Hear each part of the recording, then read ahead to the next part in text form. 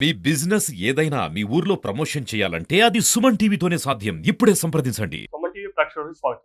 నేను మీ కిరణ్. ఈరోజు మనం ఓసిడి గురించి తెలుసుకునే ప్రయత్నం చేద్దాం.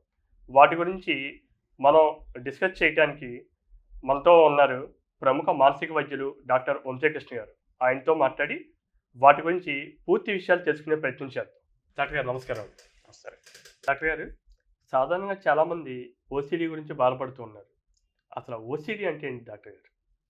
ఓసీడీ అంటే యాక్చువల్‌గా ఏంటంటే ఓసీడీ ఫుల్ ఫార్మ్ చూస్తే అబ్సెసివ్ కంపల్సివ్ డిజార్డర్ అంటాం అనమాట. పేరులో ఉంది అబ్సెషన్, కంపల్షన్, డిజార్డర్ అనమాట. అంటే ఒక మానసిక ప్రాబ్లమ్ అనమాట. ఏంటంటే ఇది ఆలోచనకి సంబంధించిన డిజార్డర్. ఆలోచనకి సంబంధించి అంటే ఇప్పుడు అబ్సెషన్ అంటే అర్థం ఏంటంటే మనకి వచ్చిన ఆలోచనే మళ్ళీ మళ్ళీ రావటం. ఈ ఆలోచన మనకి కొద్దిగా ఇబ్బందికరంగా అనిపించడం. అంటే ఏంటి ఈ ఈ ఆలోచన నాకు కరెక్ట్ కాదు అని చెప్పి మనిషికి అనిపించడం. ఈ ఆలోచన వల్ల ఆడికి ఆందోళన రావటం. హ్మ్. ఈ ఆలోచనని కంట్రోల్ చేసుకుందామన్నా ఈ ఆలోచన కంట్రోల్ అవ్వకపోవడం. ఓకే. దాన్ని మనం అబ్సెషన్ అంటాం. ఉదాహరణకి సపోజ్ బయటికెళ్ళొచ్చాడు. బయటికెళ్ళొచ్చిన తర్వాత ఏదైనా తొక్కేనేమో అని చిన్న ఆలోచన వస్తది. వచ్చి కాళ్ళు కడుక్కుంటాడు. కాళ్ళకి కడుక్కున్నా ఇంకా ఉందేమో అని చెప్పి మళ్ళీ మళ్ళీ కాళ్ళు కడుక్కుంటాడు. రైట్. సో, రోజులో ఎక్కువ సమయం ఏదో తొక్కేసి వచ్చేసాను. తొక్కేసి రావడం వల్ల నాకేదో జరుగుద్ది. ఏం తొక్కానని చెప్పి దాని గురించే థింక్ చేస్తూ ఉంటాడనమాట. దాన్ని థాట్స్ ఆఫ్ కంటామినేషన్ అంటాం అనమాట. సపోజ్ ఇది కోవిడ్ టైంలో బాగా ఎక్కువగా ఉండేదనమాట. కోవిడ్ టైంలో యూజువల్‌గా ఏమవుతుందంటే మనకి ఎవరైనా బయట చిన్న దగ్గినా కూడా ఇది కరోనా ఏమో, ఏదైనా చిన్న జలుబు వచ్చింది ఇది కరోనా ఏమో, బయటికెళ్ళొచ్చాం కరోనా వచ్చేస్తుందేమో అంటే రిపిటెడ్ థాట్స్ అనమాట. అంటే కోవిడ్ టైంలో బాగా ప్రెసిపిటేట్ అయినాయనమాట. ఈ కోవిడ్ తర్వాత నుంచి కూడా ఈ అబ్సెషన్స్ బాగా ఎక్కువయ్యాయి. అబ్సెషన్స్‌లో మెయిన్ ఏంటంటే వచ్చిన ఆలోచనే మళ్ళీ మళ్ళీ రావడాన్ని, దానివల్ల ఆందోళన రావడాన్ని, ఈ ఆందోళన మనిషి కంట్రోల్ చేసుకుందామన్నా కంట్రోల్ అవ్వకపోవడాన్ని, ఈ ఆలోచన రెగ్యులేట్ చేద్దామన్నా ఆలోచన ఇంకా ఎక్కువైపోవడాన్ని మనం అబ్సెషన్ అంటాం. అబ్సెషన్ అనేది ఆలోచనకి సంబంధించింది. అందులో పేరులో ఉంది అబ్సెషన్, కంపల్సివ్ డిజార్డర్ అనమాట. కంపల్షన్ అనేది మన యాక్షన్‌కి సంబంధించిందనమాట. ఇందాక నేను మీకు చెప్పాను బయటికెళ్ళి ఏదో తొక్కేసి వచ్చాడనిపించింది. వాడు కాళ్ళు కడుక్కుంటాడు. ఆ కాళ్ళు కడుక్కునే యాక్షన్‌ని, ఆ బిహేవియర్‌ని మనం కంపల్షన్ అంటాం అనమాట. సో, వచ్చిన ఆలోచనే మళ్ళీ మళ్ళీ రావటం, చేసిన పనే మళ్ళీ మళ్ళీ చేయటం. ఈ చేసిన పని మళ్ళీ మళ్ళీ చేయడం వల్ల ఎక్కువ టైం వేస్ట్ అవ్వడం. వాడికి అనిపిస్తూ ఉంటది. ఏంటి నేను ఇలా కాళ్ళు కడుక్కుంటున్నానేంటి? ఇలాంటి ఆలోచనలు వస్తున్నాయేంటి? ఇది కరెక్ట్ కాదు కదా! అని. కానీ దాన్ని కంట్రోల్ చేసుకోలేకపోవడం. హ్మ్. ఈ ఓవరాల్ ప్రాసెస్‌ని మనం అబ్సెసివ్ కంపల్సివ్ డిజార్డర్ అంటాం అన్నమాట. ఇది ఒక మానసిక ప్రాబ్లమ్ అనమాట. దీన్ని మనకి యూజువల్‌గా ఏంటంటే సొసైటీలో కోవిడ్ తర్వాత నుంచి బాగా ఎక్కువగా ఉన్నాయి. ఫస్ట్ నుంచి ఉన్నాయి. కోవిడ్ తర్వాత నుంచి ఇంకా బాగా ఎక్కువైనాయి అన్నమాట. అంటే తనకేమన్నా వస్తుందేమో, ఏమన్నా డిసీజెస్ వస్తాయని చెప్పి ఆ! ఇంకా ఎక్కువగా ఇది చేసుకొని ఎక్కువే. ఇంకా శుభ్రతను పాటించడం. ఇంకా శుభ్రత. అంటే కోవిడ్ లాంటి టైంలో ఏమైందంటే బాగా మనుషులకి యాంక్సైటీ ఎక్కువగా అయింది. Because there is a threat to survival. మనం బతుకుతామో లేదో అనేటువంటి సర్వైవల్ సిట్యుయేషన్‌లో మనిషికి భయాలు ఎక్కువైపోయాయి. భయాలు ఎక్కువైనప్పుడు ఏమవుతుందంటే నేచురల్లీ భయం ఉంటది. భయం అవును. లేకుండా ఉండదు.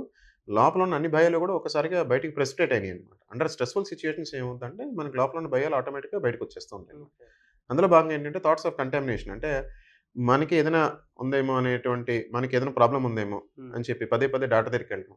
పదే పదే డాక్టర్ దగ్గరికెళ్ళి టెస్టులు చేయించడం. టెస్ట్‌లో ఏమి లేకపోయినా ఇంకా ఏదో ఉందేమో ఈ డాక్టర్ ఏదైనా మిస్ అయ్యాడని చెప్పి వేరే డాక్టర్ దగ్గరికెళ్ళటం. Okay. So, frequent doctor shopping చేయడం అనమాట. ఇంకా ఏదైనా ఉందేమో అని చెప్పి ఇలా అంటే శుభ్రత ఒకటే కాదు. ఆ! ఇంకా మిగతా ఆలోచనలు కూడా ఓసీడీ కిందకి ఓసీడీ. వస్తాయి. ఓసీడీ అంటే ఓన్లీ శుభ్రతకు సంబంధించిందే కాదు. హ్మ్. ఇప్పుడు సపోజ్ రకరకాల థాట్స్ ఉంటాయండి. సపోజ్ ఆ డోర్ ఇంటి నుంచి బయటికెళ్ళాడు. బయటికెళ్ళిన తర్వాత డోర్ లాక్ చేశానా లేదా అని చిన్న రైట్. డౌట్ ఉంటదన్నమాట. సో, డోర్ లాక్ చేశానా లేదా అని డౌట్ వస్తది. సరే ఇది థ్రెట్ టు సేఫ్టీ అనమాట. When there is threat to safety ఎళ్లి చెక్ చేసుకుంటాడు. బయటకొచ్చి చెక్ చేసుకున్న తర్వాత ఓకే అని మళ్ళీ కాసేపయిన తర్వాత మళ్ళీ డోర్ లాక్ చేశానా లేదా అని మళ్ళీ డౌట్ వస్తుంది. మళ్ళీ చెక్ చేస్తుంటాడు. సో, రిపీటెడ్ థాట్స్ వస్తాయి. హ్మ్. రిపీటెడ్‌గా దాని మీద అదే కైండ్ ఆఫ్ యాక్షన్స్ వస్తూ ఉంటాయి. సో, ఈ థాట్స్, యాక్షన్స్ ఇవి కరెక్ట్ కాదని చెప్పి మనిషికి అనిపిస్తూ ఉంటది. మనిషికి అనిపించినా కూడా దాన్ని రెగ్యులేట్ చేసుకోలేడు. ఈ థాట్, యాక్షన్ వచ్చినప్పుడల్లా ఆడికి భయం జనరేట్ అవుతూ ఉంటది. భయాన్ని రెగ్యులేట్ చేసుకుందామని రెగ్యులేట్ చేసుకోలేడు. దీనివల్ల బాగా టైం వేస్ట్ అవుతుందని, దీనివల్ల ఫ్యామిలీ బాగా డిస్టర్బ్ అవుతుందని చెప్పి ఓకే. కంటిన్యూయస్‌గా అనిపించడాన్ని మనం డిజార్డర్ అంటాం అన్నమాట. ఓకే. సో, ఓన్లీ మనకి ఇందాక నేను మీకు ఎగ్జాంపుల్ చెప్పిందేంటంటే ఒకటి కంటామినేషన్ అంటే చేతులకి, కాళ్ళకి ఏదైనా మురికి పట్టిందేమో. హ్మ్. పదే పదే స్నానం చేస్తూ ఉంటాడు. పదే పదే కాళ్ళు కడుక్కుంటాడు. వాళ్ళొక్కళ్ళే కాదు వాళ్ళ ఇంట్లో వాళ్ళని కూడా అలా పదే పదే కాళ్ళు కడగమంటారు. పదే పదే స్నానం చేయమంటారు. మీరు బయట నుంచి లోపలికొచ్చారు ఏదో తొక్కేసి వచ్చారేమో. ఫ్యామిలీ కూడా ఇబ్బంది పడుతుంది. ఫ్యామిలీ కూడా ఇబ్బంది పడుతుంది. ఫ్యామిలీ కూడా ఇలాంటిది కంటిన్యూయస్‌గా చేస్తూ ఉంటారు. హ్మ్. సో, ఇంక ఇలా మల్టిపుల్ థింగ్స్ ఉంటాయన్నమాట. కొంతమందికి దేవుడికి సంబంధించిన ఆలోచనలు వస్తూ ఉంటాయి. యాహ్! రిలీజియస్ అబ్సెషన్స్ అంటాం. Fear of God. మన ఇంట్లో ఉన్నప్పుడు దేవుడికి దండం పెట్టకపోతే దేవుడు ఏదైనా చేస్తాడేమో. ఓకే. బయటికెళ్ళేటప్పుడు దేవుడికి దండం పెట్టకపోతే దేవుడు ఏదైనా చేస్తాడేమో. రోజు గంటసేపు పూజ చేయకపోతే దేవుడు మనకేదైనా హాని జరుగుద్దేమో. ఫ్యామిలీకి ఏదైనా హాని జరుగుద్దేమో. ఇలాంటి థాట్స్ వస్తూ ఉంటాయన్నమాట. ఓకే. అది థాట్ కరెక్ట్ కాదు అని నాకు తెలుసు. బయటికెళ్ళాడు. ఎక్కడ దేవుడి ఫోటో కనపడదు. అర్జెంట్‌గా దండం పెట్టేసుకోవాలి. అక్కడ అర్జెంట్‌గా ఒక 5 మినిట్స్ అక్కడ దేవుడికి స్పెండ్ చేయకపోతే ఏదైనా జరుగుద్దేమో. ఫ్యామిలీకి ఏదైనా హాని జరుగుద్దేమో. ఇలాంటి థాట్స్ వస్తూ ఉంటాయన్నమాట. వాళ్ళకి తెలుస్తూ ఉంటది ఈ థాట్స్ కరెక్ట్ కాదు అని. అవును. కానీ దాన్ని రెగ్యులేట్ చేసుకోలేరు. ఓకే. సో, వీటిని మనం అబ్సెషన్స్ అంటాం అన్నమాట. ఆ చేసే యాక్షన్‌ని దేవుడికి దండం పెట్టుకోవడానికి దేవుడు కంటిన్యూయస్‌గా అంటే for once it is okay. For multiple times it is not okay. Okay. So, కంటిన్యూగా. కంటిన్యూ‌గా రిపిటేటివ్‌గా వస్తూ ఉంటాయి. రిపిటేటివ్‌గా వస్తేనే మనం దాన్ని డిసీజ్ అంటాం. ఆర్ డిజార్డర్ అంటాం. ఏదో ఒకసారి వస్తే అనం. ప్రతి వ్యక్తికి ఏదో ఒక అబ్సెషన్ అంటే అర్థం ఏంటంటే ఇంట్రూసివ్ థాట్ అంటాం. అంటే ఆల్రెడీ మన రెగ్యులర్ థాట్స్‌లో సడెన్‌గా ఇంకోటి ఏదో వేగ్ థాట్ వస్తూ ఉంటుంది. That is normal. ప్రతి మనిషికి ఈ అబ్సెసివ్ థాట్స్ ఉంటాయి. అంటే not to the level of disorder. అంటే ఒక జబ్బుకు సంబంధించినంతగా అనిపించదు. సడెన్‌గా ఇప్పుడు నేను కూర్చున్నాను, ఇక్కడ కూర్చొని ఆలోచిస్తున్నాను. ఏదో సడెన్‌గా మా వైఫ్ గురించి ఏదో ఆలోచన రావచ్చు. అంత మాత్రాన అది మనం ఆ ఇంట్రూసివ్ థాట్‌ని మనం ఇల్‌నెస్ అని చెప్పి మనం అనం. అంటే డిసీజ్ లాగా చూడం. అది రిపిటేటివ్‌గా మళ్ళీ మళ్ళీ వచ్చేస్తుంటే మనం దాన్ని డిజార్డర్ అంటాం అన్నమాట. మనకి ఒక్కొక్కరికి ఒక్కొక్క కైండ్ ఆఫ్ థాట్స్. ఒకళ్ళకి రిపిటేటివ్‌గా మైండ్‌లో సెక్సువల్ ఇమేజెస్ వస్తూ ఉంటాయి. ఓకే. ఏంటి ఇమేజెస్ కరెక్ట్ కాదు. గాడ్‌కి సంబంధించిన సెక్సువల్ ఇమేజెస్ కూడా రావచ్చు. ఎందుకంటే వాడికి ఏ ఇమేజెస్ వస్తాయో వాడికి తెలీదు. ఓకే. సో, మల్టిపుల్ ఇమేజెస్ వస్తూ ఉంటే ఏంటి ఇలాంటి ఆలోచనలు వస్తున్నాయి ఏంటి అని చెప్పి బాధొస్తూ ఉంటది. బాధొచ్చినా దాన్ని రెగ్యులేట్ చేసుకోలేడు. దాన్ని కంట్రోల్ చేద్దామని ప్రయత్నం చేస్తే ఇంకా ఎక్కువ అవుతూ ఉంటాయి. ఓకే. మనం ఎంత ప్రయత్నం చేస్తే అది ఇంకా ఎక్కువ అవుతూ ఉంటుంది. అది మెయిన్ తాలూకు లక్షణం ఏంటంటే మనం ఎంత దాన్ని తగ్గించుదామని ప్రయత్నం చేసి మనకి ఏదైనా కంటామినేషన్ అయిందని చెప్పి అది ఎన్ని సార్లు కాలు కడుక్కుంటే అంత ఎక్కువ అవుతుందన్నమాట. అబ్బో! సో, మనం చేసే యాక్షన్స్ బట్టి ఆ ఇల్‌నెస్ ఉంటదన్నమాట. ఇప్పుడు ఇమేజ్ అని చెప్పారు. హ్మ్. ఈ ఇమేజ్ ఇంపాక్ట్ ఫ్యామిలీ మీదకి కూడా వెళ్ళే అవకాశం డెఫినెట్‌గా. సో, బేసిక్‌గా ఏంటంటే ఈ ఇమేజ్ ఇప్పుడు ఫ్యామిలీ మెంబర్స్ ఉంది. వాళ్ళ ఇంట్లో ఫ్యామిలీ మెంబర్స్ సపోజ్ వాళ్ళ మదర్ మీద వాడికి సెక్సువల్ థాట్స్ వస్తూ ఉంటాయి. ఓకే. సో, అది it is against his moral. వాడి లోపల మొరాలిటీకి వ్యతిరేకంగా ఉంటది. అనిపిస్తూ ఉంటది. ఏంటి ఇలాంటి ఆలోచన వస్తది. నాకు కరెక్ట్ కాదు అని చెప్పి. కానీ వాడు ఆపుకోలేడు. బికాజ్ ఏ థాట్ రావాలో మన చేతిలో ఉండదు. ఓకే. వచ్చిన దాన్ని పట్టించుకోవాలో లేదో మన చేతిలో ఉంటదన్నమాట. మన బ్రెయిన్ అనేది ఒక థాట్ జనరేటర్. ఫర్ ఎగ్జాంపుల్ ఇప్పుడు మీరు ఏ క్వెషన్ అడుగుతారో నాకు తెలియదు. హ్మ్. సడెన్‌గా ఒక క్వెషన్ అడుగుతారు నా లోపల నుంచి థాట్ ఆన్సర్ జనరేట్ అవుతూ ఉంటుంది. రైట్. ఈ ఆన్సర్ జనరేట్ అవ్వాలంటే బ్రెయిన్‌లో ఒక థాట్ మెషిన్ అనేది ఒకటి ఉంటదన్నమాట. Thought generator. ఆ థాట్ జనరేటర్ నుంచి ఏ థాట్ రావాలో మన చేతిలో ఉండదు.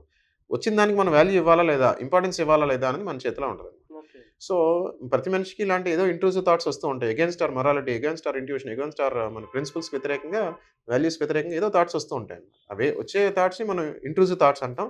అవి రిపిటేటివ్‌గా, ఎక్సెసివ్‌గా వస్తే అబ్సెషన్స్ అంటాం అన్నమాట. సో, మదర్ మీద సపోజ్ ఇంట్లో ఫ్యామిలీ మెంబర్స్ మీదకో తెలియకుండా సెక్సువల్ థాట్స్ రావచ్చు. వచ్చినప్పుడల్లా ఆళ్ళు లోపల యాంక్సైటీ ఫీల్ అవుతుంటాడు. ఏంటి ఇలాంటి థాట్స్ వస్తున్నాయి. రిపిటేటివ్‌గా వచ్చినప్పుడు ఏం చేయాలో అర్థం కాదు. హ్మ్.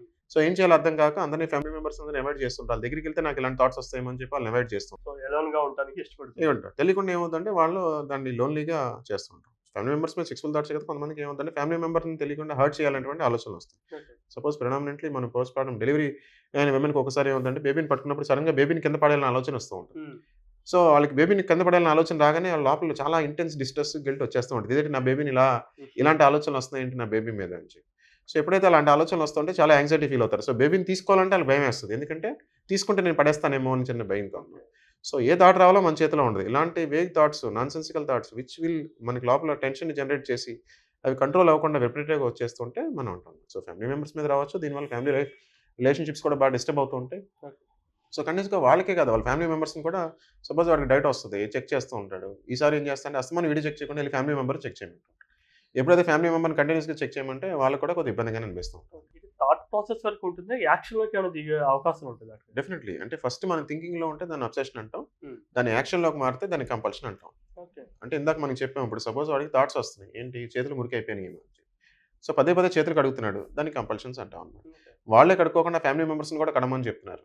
So, it will effect the family also అన్నమాట. వాడి బిహేవియర్‌ని మన యాక్షన్స్ అంటాం. ఇప్పుడేంటంటే ఫస్ట్ నుంచి మనకి సపోజ్ ఇండియన్ సెట్టింగ్‌లో మనం చూసినట్లయితే ఇప్పుడు చాలా మందికి అంటు అని చెప్పి ఉంటదన్నమాట.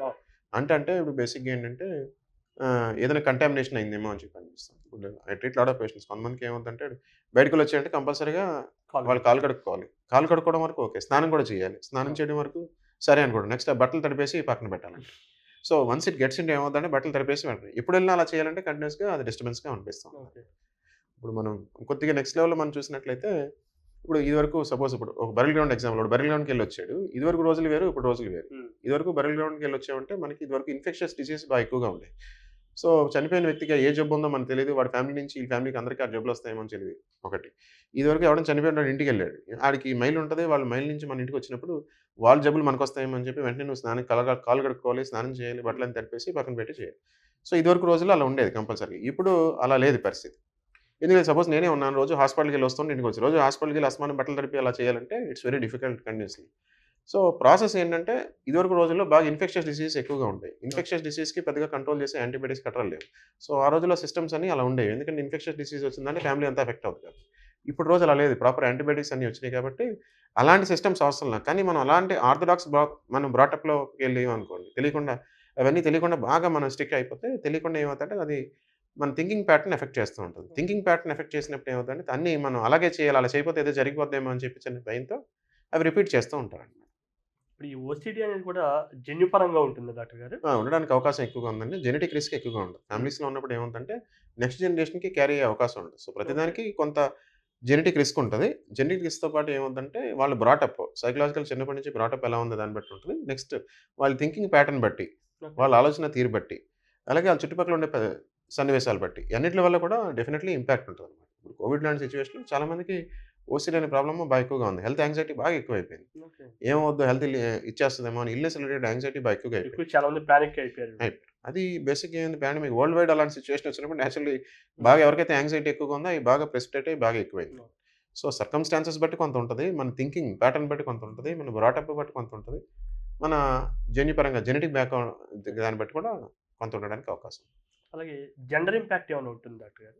జెండర్ ఇంపాక్ట్ కూడా ఉంటదండి. బేసిక్‌గా ఏంటంటే ఇందాక మీకు చెప్పాను బేసిక్‌గా ఏంటంటే యూజువల్‌గా ఏమవుద్దంటే కొంతమంది ఫీమేల్స్‌లో ఉండడానికి ఎక్కువగా అవకాశం ఎక్కువగా. ఎక్కువగా ఉంటది. అంటే ఫస్ట్ నుంచి ఏంటంటే మనం మీకు ఫస్ట్ నుంచి చెప్పింది మనం పెరిగిన వాతావరణం బట్టి. రైట్. మనం ఆర్థోడాక్స్ ఫ్యామిలీలో పెరిగాం. ఆర్థోడాక్స్ ఫ్యామిలీలో అంటే అన్నీ స్ట్రిక్ట్‌గా ఫాలో అవుతూ ఉంటారు. స్ట్రిక్ట్ ఎన్వైర్న్‌మెంట్ ఎక్కువగా ఉంటది. అన్నీ పర్ఫెక్ట్‌గా చేయాలని ఎక్కువగా ఉంటది. Restricted or rigid kind of thinking ఉన్నప్పుడు ఏమవుద్దంటే ఇలాంటిది మనకి ఓసీడీస్ ఎక్కువగా ఉండే అవకాశం ఎక్కువగా ఉంటుంది. ఎక్కడైతే కొద్దిగా ఫ్లెక్సిబిలిటీ ఎక్కువగా ఉంటదో, ఎక్కడైతే కొద్దిగా దాన్ని వేరే కోణంలో కూడా చూసే ఆప్షన్స్ ఎక్కువగా ఉంటాయో అప్పుడు ఇలాంటివి రావడానికి ఛాన్సెస్ తక్కువగా ఉంటాయి. బ్రాటప్ బట్టి కూడా ఎక్కువగా ఉంటుంది. సపోజ్ మీ దగ్గరికి ఒక హ్మ్. పర్సన్ వచ్చారండి. హ్మ్. ఆ పర్సన్‌లో ఓసిడిని మీరు ఎలా ఐడెంటిఫై చేస్తారు? అంటే ఫస్ట్ పాయింట్ ఏంటంటే వాళ్ళు చెప్పేదాన్ని బట్టి. మన దగ్గరికి సపోజ్ ఇప్పుడు రీసెంట్‌గా ఒక పర్సన్ వచ్చారు. వాళ్ళు ఏం చెప్పారంటే, "నేను మార్నింగ్ లెగ్గానే నేను మోషన్‌కెళ్తే గాని ఏ పని చేయను" అని కూర్చుంటాడు. సో, మోషన్‌కి వెళ్ళడానికి సపోజ్ వాళ్ళు మార్నింగ్ 9 దాకా వెళ్ళిందనుకోండి. అప్పటిదాకా వాళ్ళు ఏ పని చేయరు. ఎందుకంటే మోషన్‌కి వెళ్ళకపోతే మోషన్‌కి వెళ్ళే టైంలో కొంత లీక్ అవుద్దేమో, ఈ ప్రాసెస్‌లో మొత్తం కంటామినేట్ అయిపోద్దేమో, ముందు అది చేస్తే గాని నేను ఇంకో పని చేయను. సో, మార్నింగ్ 10 అయితే కానీ 10 అయినా కూడా ఆళ్ళు ఏ పని చేయరు. ఇంట్లో క్లీనింగ్ చేయరు, వాషింగ్ చేయరు, ఏ పని చేయరు. Because they are stuck in thinking. ఏం థింకింగ్ అంటే ఇదేదైనా కంటామినేట్ అయిపోద్దేమో, ఏదైనా ఫీలింగ్ అవుద్దేమో. సో, ఇప్పుడు దీన్ని ఎలా హ్యాండిల్ చేయాలి? అది ఫస్ట్ చెప్పాలంటేనే చాలా ఇబ్బందిగా ఉంటది వాళ్ళకి. ఇది ఎలా చెప్పుకునేది? చెప్పుకునేంత సమస్య అనిపిస్తది. బట్ నిజంగా వాళ్ళు చేయకపోయేసరికి ఏమవుద్దంటే ఇంట్లో వాళ్ళు వంట చేయలేరు, హ్మ్. ఇల్లు క్లీనింగ్ చేయలేరు, ఇల్లు వాషింగ్ చేయలేరు, ఏ పని చేయకుండా ఆళ్ళు ఉండిపోతుంటారు. ఎప్పుడైతే ఆళ్ళు ఏ పని చేయకుండా ఆళ్ళు ఉండిపోతారో ఫ్యామిలీ లైఫ్ తెలియకుండా కొంత ఎఫెక్ట్ అయిపోతూ ఉంటుంది. ఓకే. ఒక్కొక్కళ్ళకి ఒక్కొక్క కైండ్ ఆఫ్ థింకింగ్. ఒకళ్ళకి ఏమనిపిస్తదంటే సపోజ్ ఇంట్లో దేవుడికి పొద్దున్న ఆడు దండం పెట్టుకోకపోతే కుదరదు. సో, దేవుడి దగ్గర ఆల్‌మోస్ట్ 1 అవర్ టైమ్ స్పెండ్ చేయకపోతే కుదరదు. సో, ఇలా చేయగా ఏమవుతుందంటే లాట్ ఆఫ్ టైమ్ దానికి వేస్ట్ అయిపోతూ ఉంటుంది. వేరే దాని మీద సరిగ్గా ఫోకస్ చేయలేరు. వేరే దాని మీద ఫోకస్ చేసేటప్పుడు కూడా ఇలాంటి ఆలోచనలు వచ్చేస్తూ ఉంటాయి. సో, వర్క్ లైఫ్ కూడా తెలియకుండా కొంత ఎఫెక్ట్ అవుతూ ఉంటుంది. ఇలాంటి ఆలోచనలు ఉన్నప్పుడు, ఇలాంటి యాక్షన్స్ ఉన్నప్పుడు మనకు అర్థం అవుద్ది. ఓహో! దిస్ ఈజ్ ఓసీడీ అని. ఓసీడీ అన్నప్పుడు మనం వాళ్ళకి ఎక్స్‌ప్లెయిన్ చేసి దాన్ని అడ్రెస్ చేస్తాం. ఆ వ్యక్తిని మీరు ఐడెంటిఫై చేస్తారు. అలాగే సోషల్ మీడియా ఇంపాక్ట్ లేదా టెక్నాలజీ ఇంపాక్ట్ దీని మీద ఏమైనా ఉంటుందంటారా? Definitely social media technology impact ఇప్పుడు ఇవాళ మనకి ఇవన్నీ ఇంకా ఇంక్రీజ్ అవ్వడానికి కారణం ఏంటంటే ఇంకా అది కూడా ఈటిలి కూడా వన్ ఆఫ్ ది రీజన్స్ అండి. ఇప్పుడు సపోజ్ ఇవాళ తెలియకుండా మనిషి తెలియకుండా ఫోన్‌కి బాగా అడిక్ట్ అయిపోతాడు. ఫోన్‌కి అడిక్ట్ అయ్యే క్రమంలో ఏమవుతుందంటే ఆడు ఎవ్రీ 5 మినిట్స్‌కి ఒకసారి 10 మినిట్స్ వరకు ఏదైనా మెసేజ్ వచ్చిందేమో అని చెప్పి చెక్ చేసుకుంటాడు. ఇప్పుడు ఇందాక నేను డోర్ లాక్ చేశారా లేదా అని చెక్ చేసుకుంటున్నాను అన్నాడు. ఇప్పుడు ఫోన్ మెసేజ్ వచ్చిందా లేదా అని చెక్ చేస్తూ ఉంటాడు. Okay. So, it's a different version of thing అనమాట. సో, మన సోషల్ మీడియాలో ఏదైనా మిస్ అయిపోతున్నామేమో, అందులో ఏదైనా మనకు కావాల్సిన కంటెంట్ వచ్చేస్తుందేమో అని చెప్పి కంటిన్యూయస్‌గా థింగ్స్ అన్నీ కూడా చేయడానికి అవకాశం ఉంది. సోషల్ మీడియా ఏం చేస్తదంటే లోపల ఉన్న దాన్ని ఫస్ట్ ఆడు బయటికి చేయకుండా, లోపల ఉన్న ప్రాబ్లమ్‌ని ఆడు ఐడెంటిఫై చేయకుండా కంటిన్యూయస్‌గా ఆడు స్క్రోల్ చేస్తూ ఉంటాడనమాట. ఓకే. సో, లోపల ఉన్న ప్రాబ్లమ్స్ ఏంటో వాళ్ళకే తెలియదు. లోపల తెలియకుండా యాంక్సైటీ ఎవరికైతే ఎక్కువగా ఉంటదో వాళ్ళు సోషల్ మీడియా ఎక్కువ స్క్రోల్ చేస్తూ ఉంటారు. ఓకే. తెలియకుండా టైం అంతా ఆళ్ళకి దానికే అయిపోతూ ఉంటది. లోపల ఆడికి బోర్డమ్, ఎంప్టీనెస్ ఎక్కువగా ఉంటది. కానీ ఆడు బోర్డమ్‌ని ఐడెంటిఫై చేయకుండా కంటిన్యూయస్‌గా సోషల్ మీడియా స్క్రోల్ చేస్తూ ఉంటాడనమాట. సో, ఎప్పుడైతే అలా చేస్తూ ఉంటారో లోపల ఉన్న ప్రాబ్లమ్స్ బయటపడవు. ఈ మాస్క్ చేస్తూ ఉంటాయన్నమాట. ఇప్పుడు అలాంటి పర్సన్స్ మీరు ఐడెంటిఫై చేశాక ట్రీట్మెంట్ ఎలాగా ఇస్తారు? యూజువల్‌గా మనం ఓసీడీ మనం ఐడెంటిఫై చేసిన తర్వాత ఏంటంటే సివియారిటీ చూస్తాం అనమాట. అంటే అది మైల్డ్‌గా ఉందా, మోడరేట్‌గా ఉందా, సివియర్‌గా అంటే ఉందా లెవెల్స్ చూస్తారు. చూస్తాం. Right. సివియారిటీ కొద్దిగా ఎక్కువగా ఉందనుకోండి, మోడరేట్ టు సివియర్ ఇంటెన్సిటీ ఉన్నప్పుడు ఏం చేస్తామంటే మనం ఫస్ట్ పాయింట్ మెడిసిన్స్ ఇస్తాం అనమాట. ఇప్పుడు Okay. సైన్స్ బాగా అడ్వాన్స్ అయింది. ఈ ప్రాబ్లమ్స్ అన్ని యూజువల్లీ ఎందువల్ల వస్తాయంటే మన ఆలోచన తీరుతో పాటు మన బ్రెయిన్‌లో కొన్ని న్యూరో ట్రాన్స్‌మిటర్స్ అంటాం అనమాట. కొన్ని neuro transmitters like serotonin, dopamine ఇలాంటి న్యూరో ట్రాన్స్‌మిటర్స్ బ్రెయిన్‌లో ఎఫెక్ట్ అవ్వడం వల్ల మన ఆలోచన తీరు మారుతది. మన ఫీలింగు, మన బిహేవియర్ కూడా చేంజ్ అవుతూ ఉంటుంది. సో, ఫస్ట్ మనం దాన్ని సరి చేయడానికి ఇప్పుడు సైన్స్ ఏం చెప్తుందంటే డెఫినెట్‌లీ మనం మెడిసిన్స్ అడ్వైస్ చేయమని చెప్తుంది. మోడరేట్ టు సివియర్‌గా ఉన్నోళ్ళకి డెఫినెట్‌గా మనం మందులిస్తాం. ఈ మందులు ఇచ్చినప్పుడు డెఫినెట్‌గా ఆలోచన తీవ్రత తగ్గుద్ది. వాళ్ళ ఫీలింగ్ తీవ్రత తగ్గుద్ది. అలాగే వాళ్ళ బిహేవియర్ కూడా కంట్రోల్‌లో అవుద్ది. సో, ఫస్ట్ ఏంటంటే మెడికేషన్ ఫార్మకోథెరపీ అంటాం అనమాట. సో, మోడరేట్ టు సివియర్ ఉన్నోళ్ళకి మందులిస్తాం. నెక్స్ట్ మందులతో పాటు కొంత కౌన్సెలింగ్ కూడా చేస్తాం అనమాట. కౌన్సెలింగ్ కూడా చేయడం అంటే అర్థం ఏంటంటే దీనికి కొన్ని టెక్నిక్స్ ఉన్నాయన్నమాట. ఎక్స్‌పోజర్ అండ్ రెస్పాన్స్ ప్రివెన్షన్ అని చెప్పి సపోజ్ ఆడికి కంటామినేషన్ ఉంది. అంటే కంటామినేషన్ అంటే బయటికెళ్ళి ముట్టుకున్నాడు. ముట్టుకున్న తర్వాత ఆడికి ఆటోమేటిక్‌గా ముట్టుకోలేదు యాక్చువల్‌గా. కానీ ముట్టుకున్నాడేమో అని ఆలోచన. అది నా చేతికి అంటుకుందేమో అని ఆలోచన పదే పదే రావడంతో వాడికి యాంగ్జైటీ. సో, మనం ఆ సన్నివేశానికి ఎక్స్‌పోజ్ చేసి ఆ రెస్పాన్స్‌ని ప్రివెంట్ చేస్తాం. రెస్పాన్స్ ప్రివెంట్ చేయడం అంటే మళ్ళీ ఆడు కడుక్కోకుండా వెయిట్ చేయిస్తాం. అలా వెయిట్ చేసే కొద్దీ వాడికి యాంగ్జైటీ పెరుగుతూ ఉంటదనమాట. అప్పుడు యాంగ్జైటీని రెగ్యులేట్ చేసుకునే టెక్నిక్స్ మనం కొన్ని చెప్తాం అనమాట. రిలాక్సేషన్ స్కిల్స్ అంటాం అనమాట. సో, యాంగ్జైటీని రెగ్యులేట్ చేసుకునే స్కిల్స్, ఎమోషనల్ రెగ్యులేషన్ స్కిల్స్ కొన్ని చెప్తూ సైమల్టేనియస్‌లీ మనం ఆడికి అడ్రెస్ చేస్తూ ఉంటాం. ఎక్స్‌పోజర్ అండ్ రెస్పాన్స్ ప్రివెన్షన్ ఇదొక సైకలాజికల్ టెక్నిక్ అనమాట. సో, మందులిస్తాం, సైకలాజికల్ టెక్నిక్స్ ప్రాక్టీస్ చేస్తాం. చేసి ఆటోమేటిక్‌గా వాడి రికవరీలో మనం హెల్ప్ చేస్తాం అనమాట. వాస్తవానికి చాలామందికి తనకు ఓసీడీ ఉందని తెలియదు. మేబీ మీరు చెప్పిన తర్వాత పానిక్ అయ్యే అవకాశం ఉంటుందంటారా? లేకపోతే మనం ఆ లెవెల్స్‌ని ఎలాగా చూడొచ్చండి? ఇప్పుడు మనం చెప్పిన దాని ఫస్ట్ పాయింట్ ఏంటంటే, ఎప్పుడు కూడా ఏంటంటే ఫస్ట్ యాక్సెప్టెన్స్ ఈజ్ లైఫ్ అండి. Right. Once we start accepting what we are అంటే we are not our illness. Right. First point మనం అర్థం చేసుకోవాల్సిన మన ఐడెంటిటీ మన ఇల్‌నెస్ బట్టి కాదు. హ్మ్. ఇప్పుడు మనకి సపోజ్ వాడికి షుగర్ ఉందనుకోండి, హి ఈజ్ ఎ డయాబెటిక్ అంటాం. ఎప్పుడు అలా అనకూడదు. మనిషిని మనం ఇల్‌నెస్ పేరు చెప్పి మనం పిలవకూడదు అన్నమాట. He is suffering with diabetes. హ్మ్. సో, మనిషి ఆ జబ్బుతో సఫర్ అవుతున్నాడు. So, he is suffering with OCD.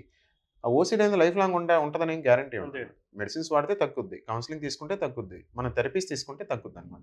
So, first point ఏంటంటే లైఫ్‌లో నాకు ఈ పాయింట్ ఆఫ్ టైమ్‌లో ఈ ప్రాబ్లమ్ వచ్చింది. హ్మ్. నేను దీన్ని ఓవర్‌కమ్ చేయడానికి I should seek help. I should take help. With professional help నేను దీని నుంచి తొందరగా బయటపడే అవకాశం ఎక్కువ ఉంటుంది. ఫస్ట్ పాయింట్ ఏంటంటే we should deal with that situation. Okay. So, లైఫ్‌లో ఎప్పుడు కూడా ఏంటంటే అన్‌సర్టెనిటీని యాక్సెప్ట్ చేయాలి. ఓన్లీ ఎవరైతే అన్‌సర్టెనిటీని యాక్సెప్ట్ చేస్తారో వాళ్ళే ముందుకెళ్తారనమాట. నాకు లైఫ్‌లో అన్‌సర్టెనిటీ వద్దనుకున్నాడు స్టక్ అయిపోతాడనమాట. అంతే. He will not move forward. He'll get just stuck అనమాట. So, first is acceptance in life అనమాట. వన్స్ యాక్సెప్ట్ చేసిన తర్వాత దాన్ని okay. I have this problem అని చెప్పి యాక్సెప్ట్ చేసిన తర్వాత హెల్ప్ తీసుకొని డెఫినెట్‌లీ దాని నుంచి బయటపడే ప్రయత్నం చేయాలి. పానిక్ అవ్వడం అనేసి బేసిక్‌గా ఓసీడీ అనేది ఏంటంటే యాంగ్జైటీ ప్రాబ్లమ్. ఆల్రెడీ లోపల కొంత యాంగ్జైటీ ఉంటది. హ్మ్. ఒక రైట్ పర్సన్ దాన్ని ఐడెంటిఫై చేసిన తర్వాత ఏమవుద్దంటే తెలియకుండా ఓకే. ఫస్ట్ వాళ్ళకి యాంగ్జైటీ లెవెల్స్ కంట్రోల్‌లోకి వస్తాయి.